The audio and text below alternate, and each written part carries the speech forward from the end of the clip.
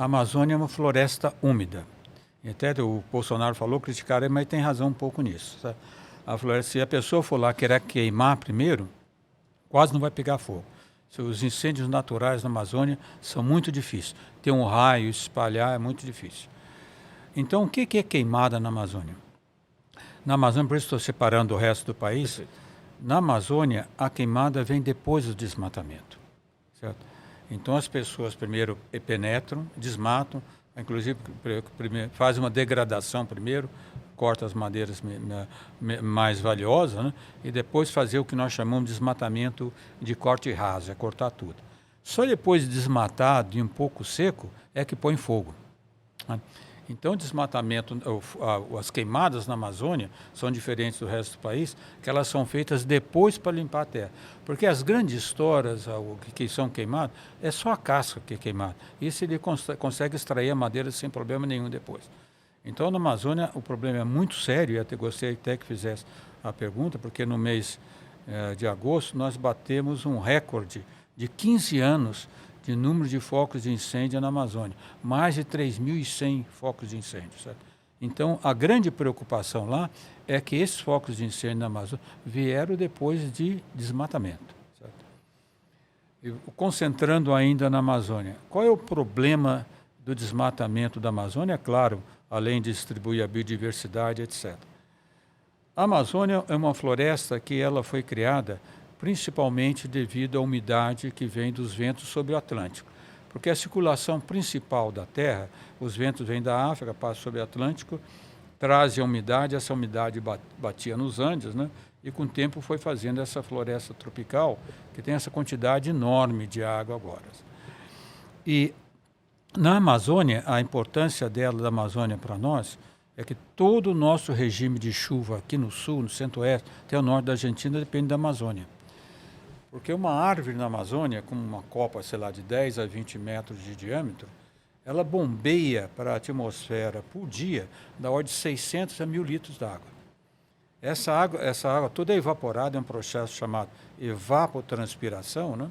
Ela sobe, aliás, se tiver aluno até que vai fazer muito Enem... legal, exatamente, essa explicação que eu consigo, como se estivesse ilustrando. Esse aluno vão fazer Enem, tome nota que às vezes vem essas perguntas, né? Uhum. Essa água, evapotranspiração, ela sobe, né? Os ventos que vêm, então, do leste para o oeste trazem, batem nos Andes, elas voltam e vêm para o sul do Brasil. Certo? Isso é que dá todo o nosso regime pluviométrico aqui. A principal contribuição que nós temos é a água que vem da Amazônia. Agora, o que acontece? Como a Amazônia é uma floresta úmida, e ela não é como uma floresta da Austrália. A Austrália você pode queimar, no outro dia ela nasce novamente. Tá? A Amazônia não. Certo? Se ela queima e queima muito, a regeneração é difícil. Regenera um pouco, mas é difícil. Então, tem trabalhos de vários cientistas, um deles que eu acabei de mencionar, o Dr. Carlos Nobre, com um cientista americano que infelizmente faleceu, mas um grande estudioso da Amazônia, o Tom Lovejoy, que trabalhava muito na Amazônia. Eles mostram, tem vários modelos mostrando, que se nós desmatarmos mais de 25% a 30% da Amazônia, a Amazônia toda, não só a brasileira, certo? Nós atingimos o que se chama em inglês um tip point, né? Um ponto de não retorno. Ela vai se tornar uma savana. Nossa, tem esse risco? Tem esse risco. Esse é o risco. Quanto tempo para isso? Então, quando o Brasil foi descoberto, a Amazônia tinha da ordem de 5 milhões de quilômetros quadrados. Né? Tá. Até comecinho da década de 80, desmatamos muito pouco. De lá para cá, já desmatamos 20%. Então, o tempo depende de quão rápido vamos tratar, quanto nós vamos desmatar. Por isso, inclusive, a Marina Silva, agora vocês viram até... voltou, reaproximou o Lula. A gente convidou ela, vem aqui no programa também. Então ela reaproximou-se com o Lula porque demorou um tempinho para o Lula aceitar o programa que nós estamos propondo, né? De zerar imediatamente o desmatamento na Amazônia e começar um processo de reflorestamento que pode se fazer isso com ganho econômico, se tiver a política correta do governo, né? Porque nós temos que evitar, de qualquer forma, essa perda da Amazônia para o resto do país. Então, não é como lá que é uma coisa lá longe, né? Se eu tiver TP, é outra coisa que eu gosto de falar sempre Pode aqui. falar à vontade. Depois que eu fui exonerado por Bolsonaro, eu, aqui em São Paulo, fiquei no apartamento do meu filho, em Moema, ia para a USP, voltei para a USP, sou professor da USP, né? Então, quando não ia de bicicleta, quando estava chovendo, vinha de metrô. E muitas pessoas me paravam no metrô, né? E uma senhora me parou uma vez e falou, professor, até pensei que ela ia tirar um retrato, que eu vi com o celular, ela queria gravar, né? Professor, eu quero agradecer ao senhor pelo que o senhor fez por nós. Eu falei, como assim? Ela falou, porque eu sou paulistana, nasci aqui e vivi a minha vida toda em São Paulo. Então, para mim, a Amazônia era um matinho no norte do país que não tinha nada a ver com a minha vida. Você vê como... A ignorância, né? E agora o que aconteceu fez eu abrir meus olhos. Eu quero dizer para o senhor que tanto no meu trabalho como na minha paróquia eu criei grupos para estudar o meio ambiente e apoiar os políticos que apoiam o meio ambiente. Você vê como é ignorância, né? Ignorância. A pessoa não tem... Esse conhecimento tinha que passar o tempo todo. Qual foi o problema? O problema é que esse governo teve um discurso exatamente contrário ao conhecimento que nós precisamos. Né?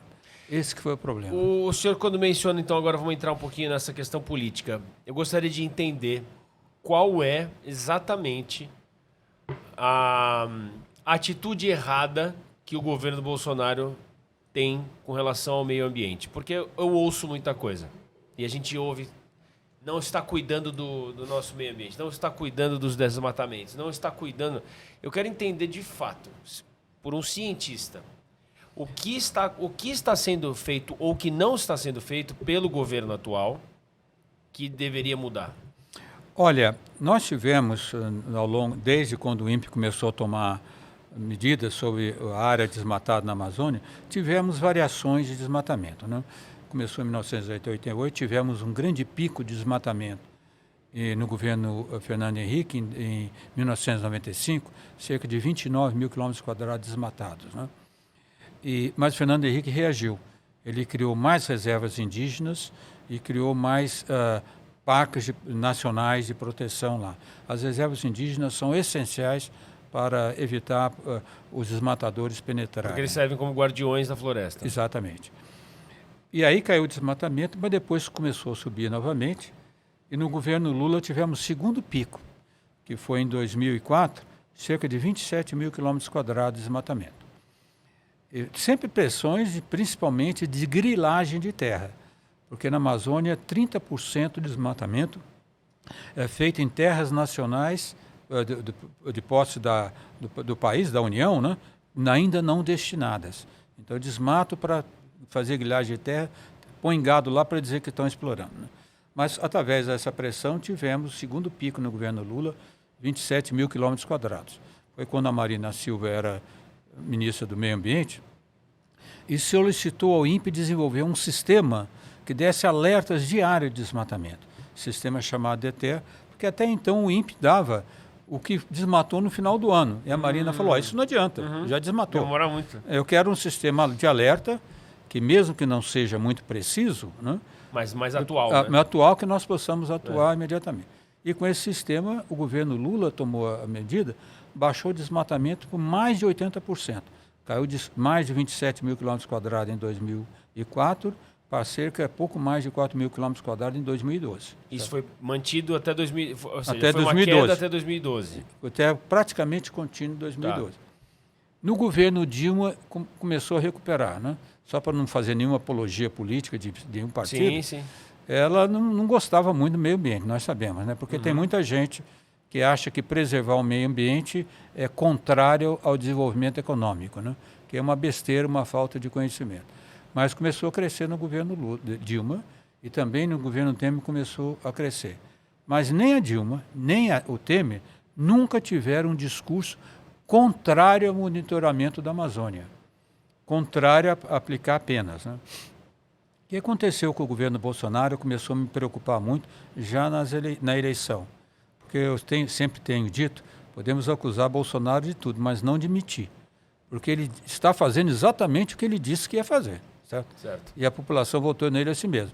Disse que não ia mais conceder 1 centímetro quadrado de território indígena, que ia punir os fiscais do IBAMA, que só queriam ganhar dinheiro com multas. que tem sua... E que essa questão do IBAMA é complicada, né? Eu não acho tão complicada, porque em toda aplicação de multa, certo? Eu vi isso até nos Estados Unidos, que eu morava lá, Multa, pode ter corrupção. Sim. Mas isso não... Você tem que agir na corrupção. Você não tem que agir contra o sistema, certo? Se alguém, um policial, te aproxima e dá uma multa porque está com excesso de velocidade, né? Aí ele chega e quer uma propina, né? Não vai tirar o radar dele. Não vai tirar o radar, você vai punir. Porque ele punir ele. Isso que é o problema. Inclusive, só para fazer o parênteses, aquele fiscal do IBAMA que o multou porque ele estava pescando em Angra dos Reis, né? O Augusto Morelli, em 2012, ele estava pescando em Angra dos Reis. Quem estava pescando? O Bolsonaro. O Bolsonaro. O Bolsonaro estava pescando em região proibida na reserva em Angra dos Reis. O Augusto Morelli aplicou uma multa nele, né?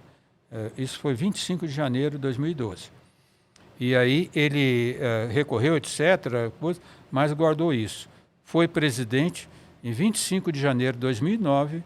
O Augusto Morelli, chefe de fiscalização do IBAMA, estava atuando em Sobradinho, com o IBAMA todo atendendo todas aquelas vítimas, recebe a notícia do governo que ele foi exonerado do cargo. Em 2019?